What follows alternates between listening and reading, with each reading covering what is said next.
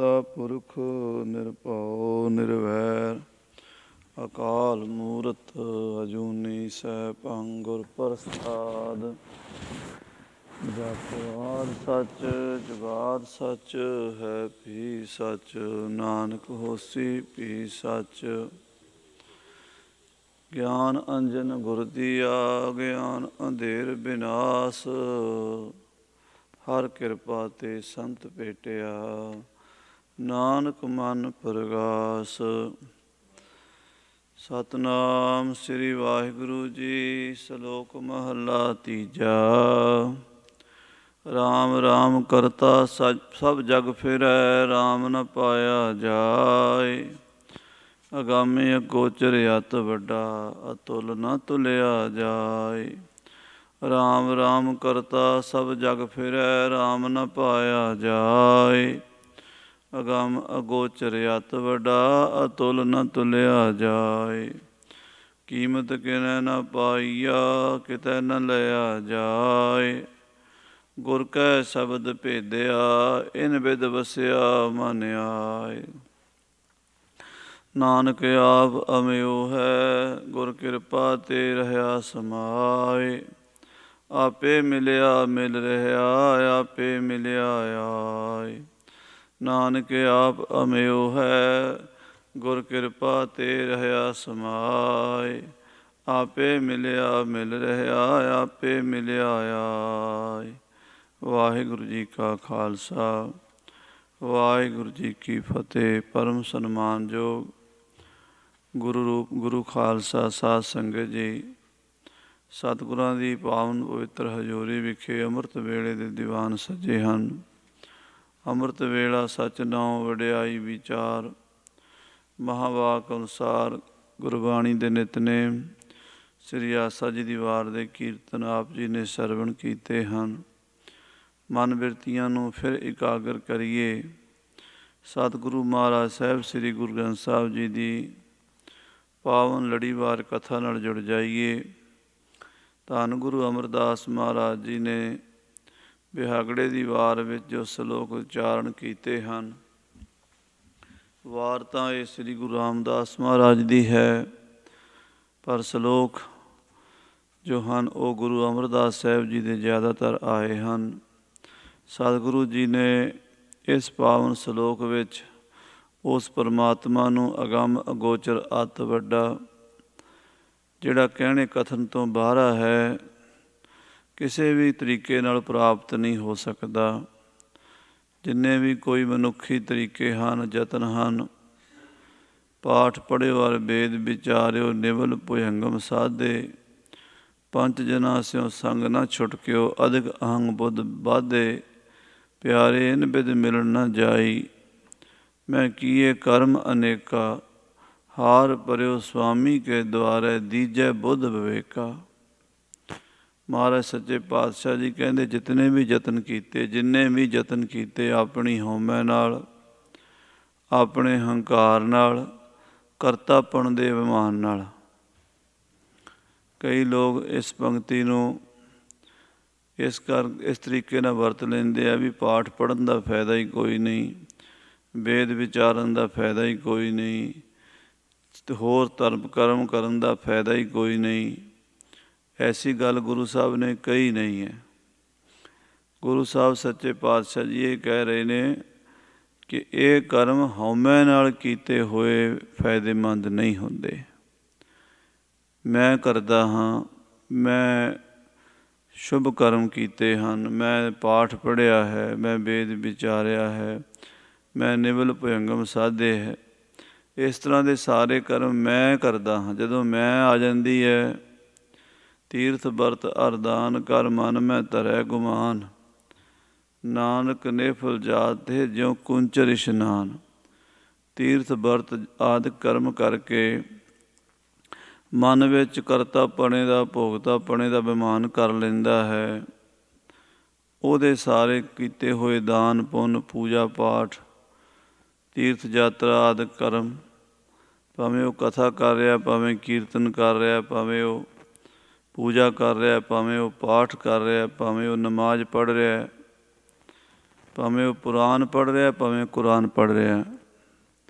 ਜਦੋਂ ਹੰਗਤਾ ਵਿੱਚ ਮੈਂ ਕਰਕੇ ਕਰ ਰਿਹਾ ਹੈ ਤਾਂ ਉਹਦਾ ਕੀਤਾ ਹੋਇਆ ਸਾਰਾ ਕਰਮ ਧਰਮ ਪੂਜਾ ਪਾਠ ਸਾਰਾ ਕੁਛ ਤੀਰਥ ਯਾਤਰਾ ਆਦਿਕ ਇਸ ਤਰ੍ਹਾਂ ਨਿਸਫਲ ਚਲਾ ਜਾਏਗਾ ਜਿਵੇਂ ਹਾਥੀ ਦਾ ਇਸ਼ਨਾਨ ਨਿਸਫਲ ਚਲਾ ਜਾਂਦਾ ਹੈ। ਹਾਥੀ ਨੂੰ ਸਰੋਵਰ ਵਿੱਚ ਨਦੀ ਵਿੱਚ ਪਾਣੀ 'ਚ ਵਾੜ ਕੇ ਇਸ਼ਨਾਨ ਕਰਾਈਏ, ਪਰ ਜਦੋਂ ਇਸ਼ਨਾਨ ਕਰਕੇ ਬਾਹਰ ਨਿਕਲਦਾ ਹੈ ਫਿਰ ਮਿੱਟੀ ਘੱਟਾ ਆਪਣੇ ਸਰੀਰ 'ਤੇ ਪਾ ਲੈਂਦਾ ਹੈ, ਫਿਰ ਉਸੇ ਤਰ੍ਹਾਂ ਹੀ ਆਪਣੇ ਸਰੀਰ ਨੂੰ ਲਬੇੜ ਲੈਂਦਾ ਹੈ। ਜਿਵੇਂ ਹਾਥੀ ਦਾ ਇਸ਼ਨਾਨ ਲਾਭਬੰਦਾ ਨਹੀਂ ਹੈ, ਉਹਦਾ ਕੋਈ ਬਹੁਤਾ ਲਾਭ ਨਹੀਂ ਹੈ, ਇਸੇ ਤਰ੍ਹਾਂ ਹਉਮੈ ਵਿੱਚ ਕੀਤੇ ਹੋਏ ਕਰਮਾਂ ਧਰਮਾਂ ਦਾ ਕੋਈ ਲਾਭ ਨਹੀਂ, ਪਰਮੇਸ਼ਰ ਦੀ ਪ੍ਰਾਪਤੀ ਬਿਲਕੁਲ ਨਹੀਂ ਹੋਵੇਗੀ। ਕਿਉਂਕਿ ਜਿੰਨੇ ਵੀ ਇਹ ਕਰਮ ਧਰਮ ਹਨ, ਪੂਜਾ ਪਾਠ ਹਨ, ਜਪ ਤਪ ਹਨ, ਤੀਰਥ ਯਾਤਰਾ ਹੈ, ਨਮਾਜ਼ ਪੜ੍ਹੇ ਅਤੇ ਭਾਵੇਂ ਕੋਈ ਪੂਜਾ ਕਰੇ, ਸਾਰਿਆਂ ਦਾ ਮਕਸਦ ਤਾਂ ਅਕਾਲ ਪੁਰਖ ਪਰਮੇਸ਼ਰ ਵਾਹਿਗੁਰੂ ਨਿਰੰਕਾਰ ਨਾਲ ਮਿਲਣ ਦਾ ਹੀ ਹੈ। ਕੋਈ ਅੱਲਾ ਕਵੇ, ਕੋਈ ਰਾਮ, ਕੋਈ ਭਗਵਾਨ, ਕੋਈ ਈਸ਼ਵਰ, ਕੋਈ ਵਾਹਿਗੁਰੂ, ਉਹ ਪਰਮ ਸੱਤਾ ਤਾਂ ਇੱਕੋ ਹੀ ਹੈ। ਜਿੰਨਾ ਚਿਰ ਉਸ ਨੂੰ ਮਿਲਦੇ ਨਹੀਂ ਉਹਨਾਂ ਚਿਰ ਦੁਖੀ ਹਾਂ। ਇਸ ਦੁੱਖ ਦੀ ਨਿਰਵਿਰਤੀ, ਇਸ ਵਿਛੋੜੇ ਦੀ ਨਿਰਵਿਰਤੀ ਲਈ ਪ੍ਰਾਪਤੀ ਦਾ ਯਤਨ ਕਰਦੇ ਹਾਂ, ਪੂਜਾ ਕਰਦੇ ਹਾਂ, ਨਮਾਜ਼ ਪੜ੍ਹਦੇ ਹਾਂ, ਪਾਠ ਕਰਦੇ ਹਾਂ, ਕੀਰਤਨ ਕਰਦੇ ਹਾਂ, ਕਥਾ ਕਰਦੇ ਹਾਂ, ਮੰਦਰ ਮਸੀਤ ਗੁਰਦੁਆਰੇ ਚਰਚ ਜਾਂਦੇ ਹਾਂ। ਪਰ ਮੈਂ ਕਰਕੇ ਜਦੋਂ ਜਾਂਦੇ ਹਾਂ ਸਾਰਾ ਕੀਤਾ ਕਰਾਇਆ ਖੂਹ 'ਚ ਪੈ ਜਾਂਦਾ ਹੈ, ਉਹਦਾ ਲਾਭ ਨਹੀਂ ਹੁੰਦਾ। ਇਸ ਕਰਕੇ ਸਾਹਿਬ ਜੀ ਨੇ ਬਚਨ ਕੀਤਾ, ਪਿਆਰੇ ਇਨ ਬਿਧ ਮਿਲਣ ਨਾ ਜਾਈ, ਮੈਂ ਕੀਏ ਕਰਮ ਅਨੇਕਾ। ਬੜੇ ਕਰਮ ਕੀਤੇ ਹਨ, ਪ੍ਰਾਪਤੀ ਨਹੀਂ ਹੋਈ। ਕਿਸ ਤਰ੍ਹਾਂ ਪ੍ਰਾਪਤੀ ਹੁੰਦੀ ਹੈ? ਹਾਰ ਪਰਿਓ ਸੁਆਮੀ ਕੇ ਦੁਆਰੇ, ਵਾਹਿਗੁਰੂ ਦੇ ਦਰ 'ਤੇ ਸਿਲੰਡਰ ਕਰ ਦੇਣਾ, ਸਮਰਪਣ ਕਰ ਦੇਣਾ। ਹੇ ਵਾਹਿਗੁਰੂ, ਹੇ ਪਰਮੇਸ਼ਰ ਕਰਤਾ ਪੁਰਖ ਜੀ, ਨਾ ਮੈਂ ਪੂਜਾ ਕਰ ਸਕਿਆ, ਨਾ ਮੈਂ ਪਾਠ, ਨਾ ਮੈਂ ਕਰਮ, ਨਾ ਧਰਮ, ਜਪ ਤਪ ਸੰਜਮ ਧਰਮ ਨਾ ਕਮਾਇਆ, ਸੇਵਾ ਸਾਧ ਨਾ ਜਾਣਿਆ ਹਰ ਰਾਇਆ, ਕਹੋ ਨਾਨਕ ਹਮ ਨੀਚ ਕਰਮਾ, ਸ਼ਰਨ ਪਰੇ ਕੀ ਰਾਖੋ ਸ਼ਰਮਾ। ਹੇ ਅਕਾਲ ਪੁਰਖ ਵਾਹਿਗੁਰੂ, ਆਪਣੇ ਸ਼ਰਨ ਪਿਆਂ ਦੀ ਲਾਜ ਰੱਖੀ। ਅਸੀਂ ਕੁਛ ਕਰ ਨਹੀਂ ਸਕਦੇ। ਜਦੋਂ ਕਰਤਾਪਣੇ ਦਾ ਭੋਗ ਪਣੇ ਦਾ ਮਨ ਦੇ ਵਿੱਚੋਂ ਅਭਿਮਾਨ ਮਿਟ ਜਾਂਦਾ ਹੈ। ਕਰਤਾ ਔਰ ਭੋਗਤਾ, ਇਹ ਦੋ ਹੀ ਐਸੀਆਂ ਚੀਜ਼ਾਂ ਜਿਹੜੀਆਂ ਜਨਮ ਮਰਨ ਦਾ ਕਾਰਨ ਹਨ। ਮੈਂ ਕਰਦਾ ਹਾਂ ਔਰ ਮੈਂ ਆਪਣੇ ਕਰਮਾਂ ਦਾ ਫਲ ਭੋਗਦਾ ਹਾਂ। ਜਦੋਂ ਮੈਂ ਆ ਗਈ, ਇਹਦਾ ਅਭਿਮਾਨ ਆ ਗਿਆ ਕਰਤਾਪਣੇ ਦਾ ਔਰ ਭੋਗਤਾਪਣੇ ਦਾ, ਫਿਰ ਜਨਮ ਮਰਨ ਦਾ ਚੱਕਰ ਚੱਲਦਾ ਰਹਿੰਦਾ ਹੈ। ਜੰਮ ਜੰਮ ਮਰੈ, ਮਰੈ ਫਿਰ ਜੰਮੈ, ਬਹੁਤ ਸਜਾਏ ਪਿਆ ਦੇਸ ਲੰਮੈ। ਜਾਬੇ ਜਾਨੈ ਮੈਂ ਕਿਛ ਕਰਤਾ, ਤਬ ਲਗ ਗਰਭ ਜੋਨ ਮੈਂ ਫਿਰਤਾ। ਆਪਣੇ ਆਪ ਨੂੰ ਕਰਤਾ ਸਮਝੇਗਾ, ਜਨਮ ਮਰਨ ਦੇ ਚੱਕਰ 'ਚ ਪਿਆ ਰਹੇਗਾ। ਸੋ ਸਤਿਗੁਰੂ ਜੀ ਮਹਾਰਾਜ ਸਾਹਿਬ ਗੁਰੂ ਅਮਰਦਾਸ ਸਾਹਿਬ ਜੀ ਇੱਥੇ ਉਹਨਾਂ ਲੋਕਾਂ ਦਾ ਜ਼ਿਕਰ ਕਰ ਰਹੇ ਨੇ ਜਿਹੜੇ ਰਾਮ ਰਾਮ ਵੀ ਕਰਦੇ ਨੇ ਪਰ ਆਪਣੇ ਆਪ ਨੂੰ ਕਰਤਾ ਮੰਨ ਕੇ। ਆਓ ਸਰਵਣ ਕਰੀਏ ਪ੍ਰੇਮ ਨਾਲ, ਆਖੀਏ ਸਤਿਨਾਮ ਸ੍ਰੀ ਵਾਹਿਗੁਰੂ ਸਾਹਿਬ ਜੀ, ਸਤਿਨਾਮ ਸ੍ਰੀ ਵਾਹਿਗੁਰੂ ਸਾਹਿਬ ਜੀ। ਸ਼ਲੋਕ ਮਹੱਲਾ ਤੀਜਾ। ਤੀਸਰੇ ਪਾਤਸ਼ਾਹ ਜੀ ਪਾਵਨ ਸ਼ਲੋਕ ਉਚਾਰਨ ਕੀਤਾ ਹੈ। ਰਾਮ ਰਾਮ ਕਰਤਾ ਸਭ ਜਗ ਫਿਰੈ, ਰਾਮ ਨਾ ਪਾਇਆ ਜਾਏ।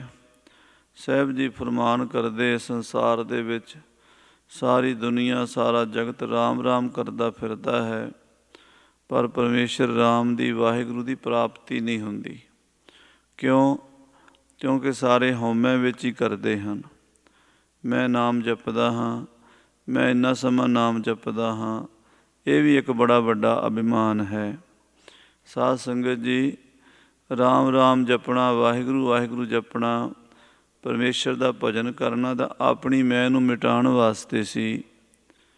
ਜੇ ਆਪਣੀ ਮੈਂ ਨਾ ਮਿਟੀ ਤਾਂ ਕੀਤਾ ਕਰਾਇਆ ਰਾਮ ਰਾਮ ਵੀ ਵਿਅਰਥ ਚਲਾ ਜਾਏਗਾ। ਜਦੋਂ ਮੈਂ ਰਾਮ ਜਪਦਾ ਹਾਂ, ਮੈਂ ਨਾਮ ਜਪਦਾ ਹਾਂ, ਮੈਂ ਵਾਹਿਗੁਰੂ ਦਾ ਸਿਮਰਨ ਕਰਦਾ ਹਾਂ, ਮੈਂ ਤਾਂ ਮਿਟੀ ਨਹੀਂ। ਸਾਰਾ ਮਸਲਾ ਮੈਂ ਦਾ ਹੀ ਹੈ। ਹਉ ਭੀਤ ਭਇਓ ਹੈ ਬੀਚੋ, ਸੁਣਤ ਦੇਸ਼ ਨਿਕਟਾਇਓ। ਭਾਂਬੀਰੀ ਕੇ ਪਾਤ ਪਾਰ ਦੋ, ਬਿਨ ਪੇਖੇ ਦੁਰਾਇਓ। ਧਨ ਪਿਰ ਕਾ ਇੱਕ ਹੀ ਸੰਗ ਵਾਸਾ, ਵਿੱਚ ਹਉਮੈ ਭੀਤ ਕਰਾਰੀ। ਪਤੀ ਔਰ ਪਤਨੀ ਇੱਕੋ ਥਾਂ 'ਤੇ ਹਨ। ਪਤੀ ਪਰਮਾਤਮਾ, ਪਤਨੀ ਆਤਮਾ, ਪਰ ਇੱਕੋ ਹੀ ਜਗ੍ਹਾ ਹੈ, ਇੱਕੋ ਹੀ ਸਥਾਨ ਹੈ। ਦੋਵੇਂ ਇੱਕੋ ਥਾਂ 'ਤੇ ਰਹਿੰਦੇ ਹਨ। ਦੀਵਾਰ ਵਿੱਚ ਪੈ ਗਈ ਹਉਮੈ ਦੀ, ਮੈਂ ਦੀ, ਬੜੀ ਕਰਾਰੀ ਹੈ, ਸਖਤ ਹੈ। ਬੜੇ ਯਤਨ ਕਰਕੇ ਵੀ ਮੈਂ ਮਿਟਦੀ ਨਹੀਂ। ਬੜੀ ਦੂਰ ਤੱਕ ਜਾ ਕੇ, ਬਹੁਤ ਦੂਰ ਤੱਕ ਜਾ ਕੇ ਵੀ ਮੈਂ ਮਿਟਦੀ ਨਹੀਂ। ਨਾਮ ਜਪਣ ਨਾਲ ਮਿਟ ਸਕਦੀ ਹੈ। ਤੂੰ ਤੂੰ ਕਰਤਾ ਤੂੰ ਹੁਆ, ਮੁਝ ਮੈਂ ਰਹਾ ਨਾ ਹੂੰ। ਜਬ ਆਪਾ ਪਰ ਕਾ ਮਿਟ ਗਿਆ, ਜਦ ਦੇਖਾਂ ਤਦ ਤੂੰ। ਵਾਹਿਗੁਰੂ।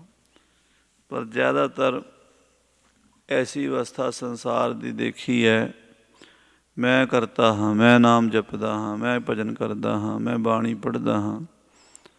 ਮੇਰੇ ਵਰਗੇ ਕਈ ਦੱਸਦੇ ਫਿਰਦੇ, ਅਜੇ ਮੈਂ ਨਿਤਨੇਮ ਮੇਰਾ ਰਹਿੰਦਾ। ਕਿਸੇ ਨੂੰ ਕਹੀਏ ਨਾ ਭਾਈ ਸਾਹਿਬ ਚਾਹ ਪੀ ਲਓ, ਅਜੇ ਮੇਰਾ ਨਿਤਨੇਮ ਰਹਿੰਦਾ। ਅਤੇ ਉਹ ਇਹ ਸ਼ੋਅ ਕਰਨਾ ਚਾਹੁੰਦੇ ਆ ਵੀ ਅਸੀਂ ਨਿਤਨੇਮ ਕਰਦੇ ਹਾਂ। ਨਿਤਨੇਮ ਇੰਨਾ ਮੇਰਾ ਸੁਖਮਨੀ ਸਾਹਿਬ ਦਾ ਪਾਠ ਰਹਿੰਦਾ, ਮੇਰੀ ਫਲਾਣੀ ਬਾਣੀ ਪੜ੍ਹਨੀ ਰਹਿੰਦੀ ਹੈ। ਜਿਨ੍ਹਾਂ ਨੇ ਜਪਣੀ ਹੁੰਦੀ, ਪੜ੍ਹਨੀ ਹੁੰਦੀ ਹੈ, ਉਹ ਤਾਂ ਮੈਂ ਕਹਿੰਦੇ ਹੀ ਨਹੀਂ। ਪਰ ਚਲੋ ਜਪਣ ਵਾਲੇ ਵੀ ਕਹੀ ਜਾਂਦੇ ਹੈ, ਉਹ ਕਿਉਂਕਿ ਮੈਂ ਕਰਕੇ ਸਾਰਾ ਜਪ ਰਹੇ ਹਨ। ਕਰਤਾ ਆਪਣੇ ਆਪ ਨੂੰ ਮੰਨ ਲਿਆ, ਰਾਮ ਰਾਮ ਕਰਤਾ ਸਭ ਜਗ ਫਿਰੈ। ਸੰਸਾਰ ਸਾਰਾ ਇਸੇ ਤਰ੍ਹਾਂ ਹੀ ਕਰਦਾ ਫਿਰਦਾ ਹੈ। ਰਾਮ ਨਾ ਪਾਇਆ ਜਾਏ, ਰਾਮ ਦੀ ਪ੍ਰਾਪਤੀ ਨਹੀਂ ਹੁੰਦੀ। ਅਗੰਮ ਅਗੋਚਰ ਅਤਿ ਵੱਡਾ, ਜਿਹੜਾ ਇੰਦਰੀਆਂ ਦੀ ਪਹੁੰਚ ਤੋਂ, ਮਨ ਦੀ ਪਹੁੰਚ ਤੋਂ ਪਰੇ ਅਤਿਅੰਤ ਵੱਡਾ ਹੈ। ਵੱਡੀ ਹੂੰ ਵੱਡਾ ਅਪਾਰ ਤੇਰਾ ਮਰਤਬਾ, ਰੰਗ ਬਰੰਗ ਅਨੇਕ ਨਾ ਜਾਪਣ ਕਰਤਬਾ। ਜੀਆਂ ਅੰਦਰ ਜੀਓ ਸਭ ਕੁਛ ਜਾਣਦਾ, ਸਭ ਕੁਛ ਤੇਰਾ ਵਸ ਤੇਰਾ ਘਰ ਭਲਾ। ਅਤੁੱਲ ਨਾ ਤੁਲਿਆ ਜਾਏ, ਅਤੁੱਲ ਹੈ, ਕਿਸੇ ਤਰੀਕੇ ਨਾਲ ਤੋਲਿਆ ਵੀ ਨਹੀਂ ਜਾ ਸਕਦਾ। ਅਤਿ ਸੂਖਮ ਹੈ, ਮਹਾਰਾਜ ਕਹਿੰਦੇ ਸੂਖਮ ਤੇ ਸੂਖਮ ਕਰ ਚੀਨੇ, ਬਿਰਧਨ ਬਿਰਧ ਬਤਾਏ। ਸਾਇੰਸ ਵਾਲੇ ਐਟਮ ਤੱਕ ਪਹੁੰਚੇ ਹਨ, ਪਰਮਾਣੂ ਤੱਕ, ਪਰ ਪਰਮਾਣੂ ਨਾਲੋਂ ਵੀ ਸੂਖਮ ਆਪਣੀ ਆਤਮਾ ਹੈ, ਜਿਸ ਨੂੰ ਉਹ ਨਹੀਂ ਜਾਣ ਸਕੇ। ਗੁਰੂ ਨਾਨਕ ਸਾਹਿਬ ਮਹਾਰਾਜ, ਗੁਰੂ ਗੋਬਿੰਦ ਸਿੰਘ, ਗੁਰੂ ਗ੍ਰੰਥ ਸਾਹਿਬ ਜਿਸ 'ਤੇ ਕਿਰਪਾ ਕਰਦੇ ਹਨ, ਉਸ ਨੂੰ ਉਸ ਸੂਖਮ ਤੱਤ ਦਾ ਪਤਾ ਲੱਗਦਾ ਹੈ, ਜਿਹੜਾ ਕਿਸੇ ਤੱਕੜੀ 'ਚ ਤੋਲਿਆ ਨਹੀਂ ਜਾ ਸਕਦਾ। ਕੀਮਤ ਕਿਨੈ ਨਾ ਪਾਈਆ, ਕਿਤੈ ਨਾ ਲਿਆ ਜਾਏ। ਵਾਹਿਗੁਰੂ ਪਰਮੇਸ਼ਰ ਦੀ ਕੀਮਤ ਕਿਸੇ ਕੋਲੋਂ ਨਹੀਂ ਪਾਈ ਗਈ। ਵੱਡੇ ਤੋਂ ਵੱਡੇ, ਮਹਿੰਗੇ ਤੋਂ ਮਹਿੰਗੇ ਹੀਰੇ ਦਾ ਮੁੱਲ ਪੈ ਜਾਂਦਾ ਹੈ।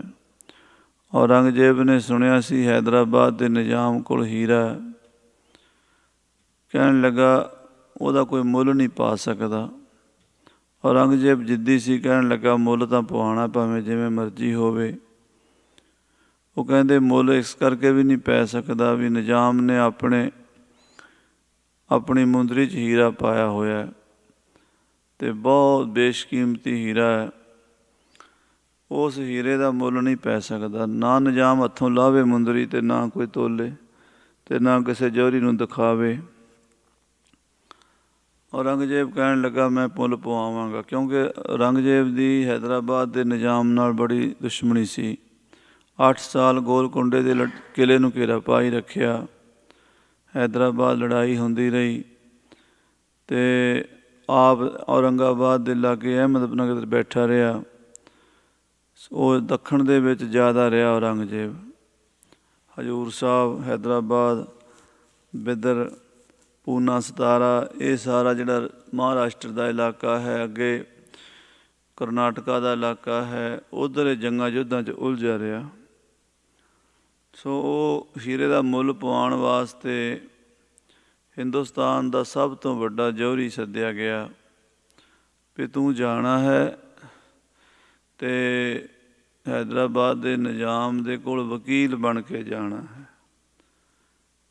ਗੱਲਬਾਤ ਦਾ ਵਿਸ਼ਾ ਵਕਾਲਤ ਵਾਲਾ ਹੋਵੇਗਾ, ਔਰ ਜਦੋਂ ਨਿਜ਼ਾਮ ਤੇਰੇ ਨਾਲ ਗੱਲ ਕਰ ਰਿਹਾ ਹੋਵੇਗਾ ਉਹਦੇ ਹੱਥ ਵਿੱਚ ਪਾਈ ਮੁੰਦਰੀ ਦੇ ਉੱਤੇ ਨਿਗਾਹ ਰੱਖਣੀ ਹੈ, ਅਤੇ ਜਦੋਂ ਉਹਦਾ ਮੁੱਲ ਭਾਂਪ ਕੇ ਮੈਨੂੰ ਦੱਸੇਗਾ, ਤੂੰ ਮੰਗਿਆ ਇਨਾਮ ਦਿਆਂਗਾ।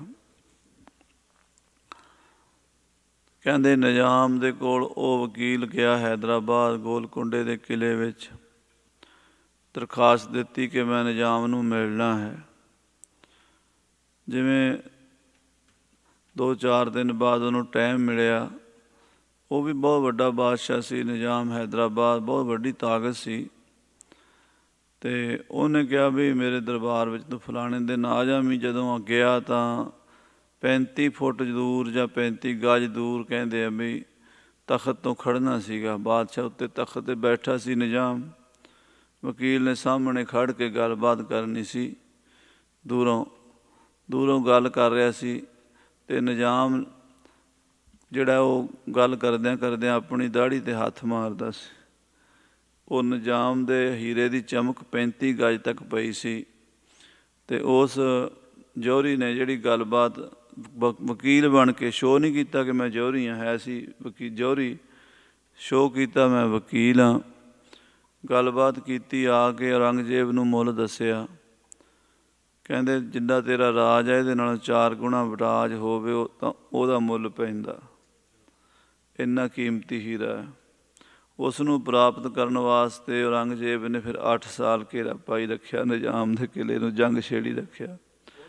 ਗੋਲਕੁੰਡੇ ਦੇ ਕਿਲ੍ਹੇ ਨੂੰ ਅਹਿਮਦਨਗਰ 'ਤੇ ਆਪ ਰਹਿੰਦਾ ਸੀ ਔਰੰਗਾਬਾਦ, ਅਤੇ ਉਹ ਉੱਥੋਂ ਕੋਈ 500 ਕਿਲੋਮੀਟਰ ਅੱਗੇ ਹੈ ਹਜ਼ੂਰ ਸਾਹਿਬ, ਦੱਖਣ ਤੋਂ ਵੀ ਅੱਗੇ 300 ਕਿਲੋਮੀਟਰ ਜਾ ਕੇ ਉਹ ਹੈ ਨਗਰ ਹੈਦਰਾਬਾਦ।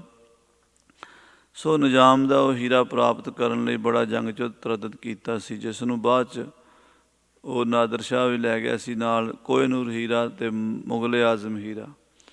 ਸੋ ਸਾਧ ਸੰਗਤ ਜੀ, ਇਹੋ ਜਿਹੇ ਹੀਰਿਆਂ ਦਾ ਜਿਨ੍ਹਾਂ ਦਾ ਕਹਿੰਦੇ ਵੀ ਪੂਰੇ ਮੁਲਕਾਂ ਦੇ ਹਿਸਾਬ ਨਾਲ ਮੁੱਲ ਪੈਂਦਾ, ਪੈ ਤਾਂ ਜਾਂਦਾ ਨਾ, ਕਿਤੇ ਨਾ ਕਿਤੇ ਤਾਂ ਮੁੱਲ ਪੈਂਦਾ ਹੀ ਹੈ, ਭਾਵੇਂ ਲੱਖਾਂ 'ਚ ਪਵੇ ਭਾਵੇਂ ਕਰੋੜਾਂ 'ਚ ਪਵੇ। ਔਰੰਗਜ਼ੇਬ ਨੇ ਲੈ ਲਿਆ ਸੀ, ਬਾਅਦ 'ਚ ਫਿਰ ਮੁਗਲਾਂ ਕੋਲੋਂ ਉਹ ਲੈ ਗਿਆ ਸੀ ਨਾਦਰ ਸ਼ਾਹ। ਕੋਹਿਨੂਰ ਤਾਂ ਸੀਗਾ ਦੂਸਰਾ, ਇੱਕ ਮੁਗਲ ਆਜ਼ਮ ਹੀਰਾ ਸੀਗਾ। ਸੋ 2 ਹੀਰੇ ਸਨ। ਸੋ ਕਹਿਣ ਦਾ ਭਾਵ ਹੈ ਵੀ ਇੰਨੇ ਕੀਮਤੀ ਹੀਰੇ ਜਿਹੜੇ ਜਿਨ੍ਹਾਂ ਦਾ ਮੁਲਕਾਂ ਦੇ ਹਿਸਾਬ ਨਾਲ ਮੁੱਲ ਪੈਂਦਾ ਰਿਹਾ, ਪੈ ਤਾਂ ਗਿਆ ਨਾ, ਕਿਤੇ ਤਾਂ ਜਾ ਕੇ ਮੁੱਲ ਪੈ ਗਿਆ।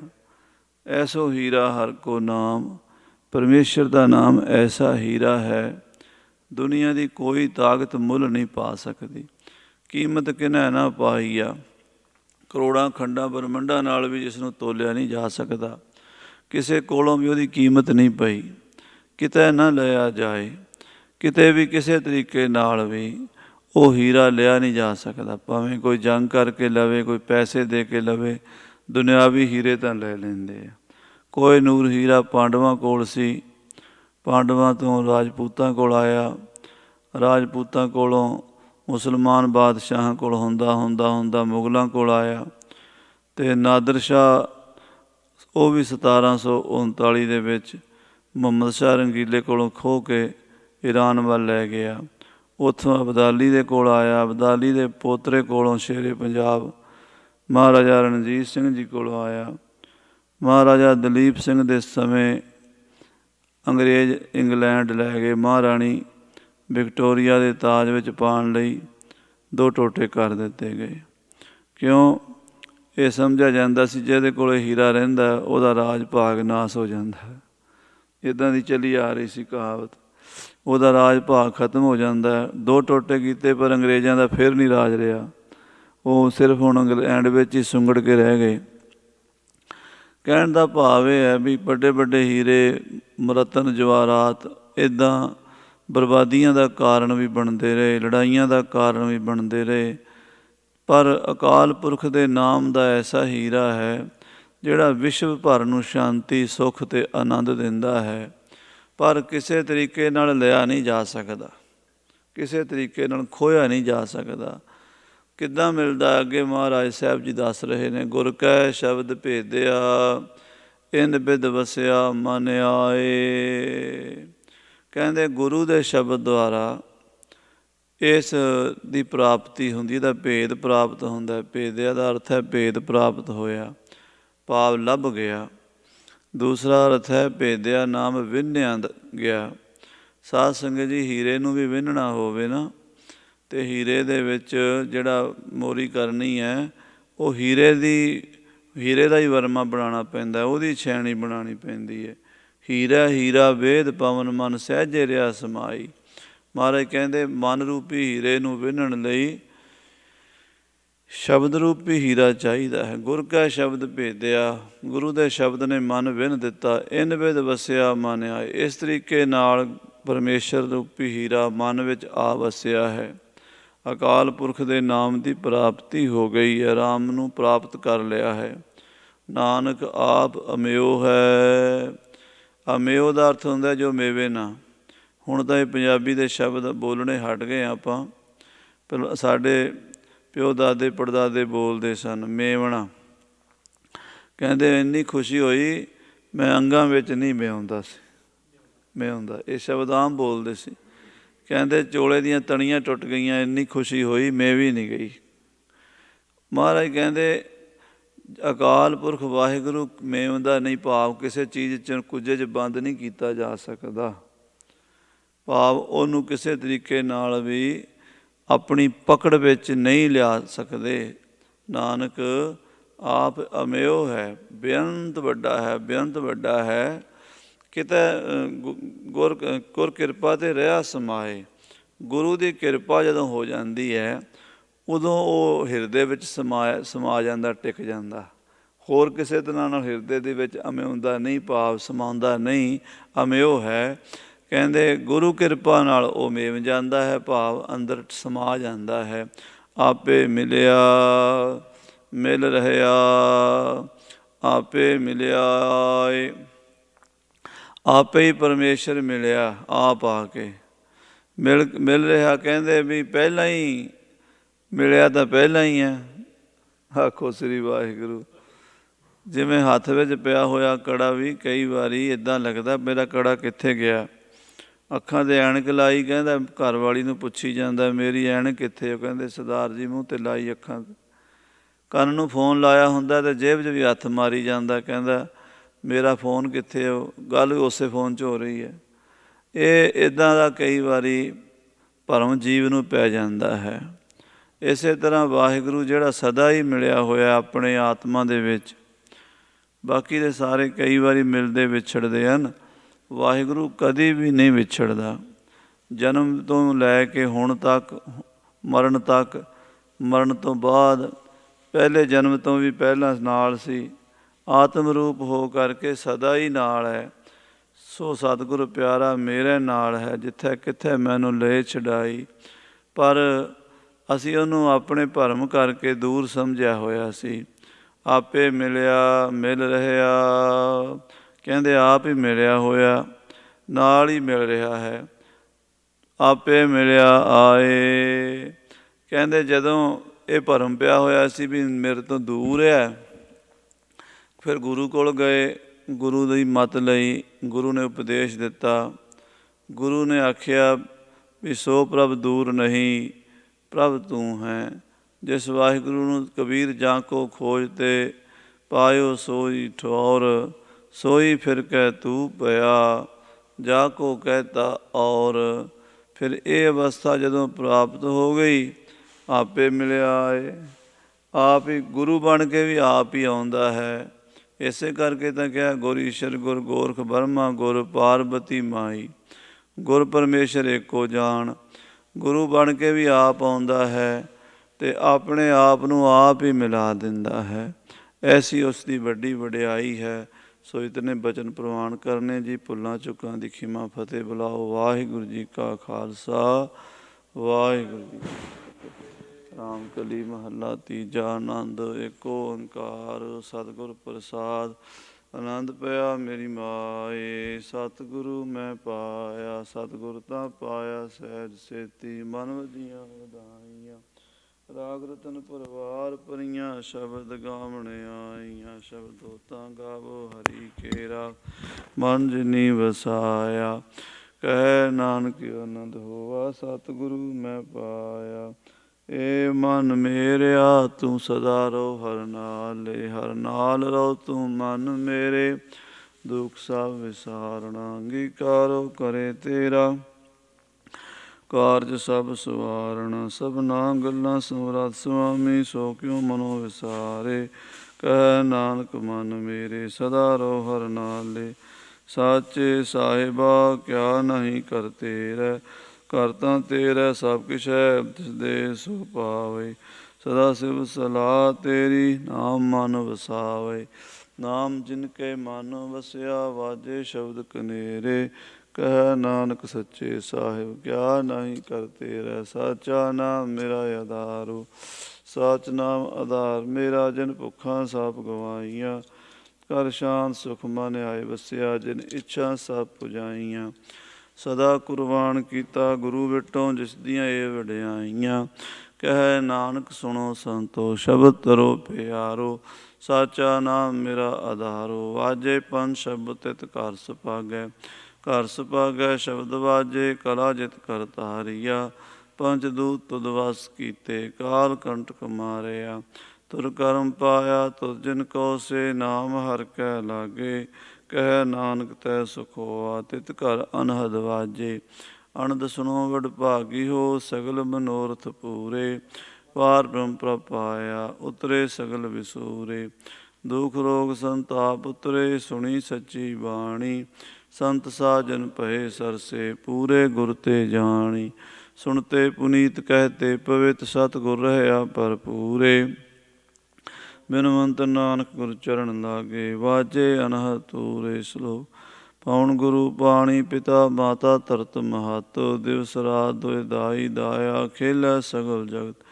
ਚੰਗਿਆਈਆਂ ਬੁਰਿਆਈਆਂ ਵਾਚੈ ਧਰਮ ਹਦੂਰ। ਕਰਮੀ ਆਪੋ ਆਪਣੀ ਕੇ ਨੇੜੈ ਕੇ ਦੂਰ। ਜਿਨੀ ਨਾਮ ਧਿਆਇਆ ਗਏ ਮਸਕਤ ਕਾਲ। ਨਾਨਕ ਤੇ ਮੁਖ ਉਜਲੇ ਕੀਤੀ ਛੁੱਟੀ ਨਾਲ। ਜਿਨੀ ਨਾਮ ਧਿਆਇਆ ਗਏ ਮਸਕਤ ਕਾਲ। ਨਾਨਕ ਤੇ ਮੁਖ ਉਜਲੇ ਕੀਤੀ ਛੁੱਟੀ ਨਾਲ। ਵਾਹਿਗੁਰੂ ਜੀ ਕਾ ਖਾਲਸਾ ਵਾਹਿਗੁਰੂ ਜੀ ਕੀ ਫਤਿਹ।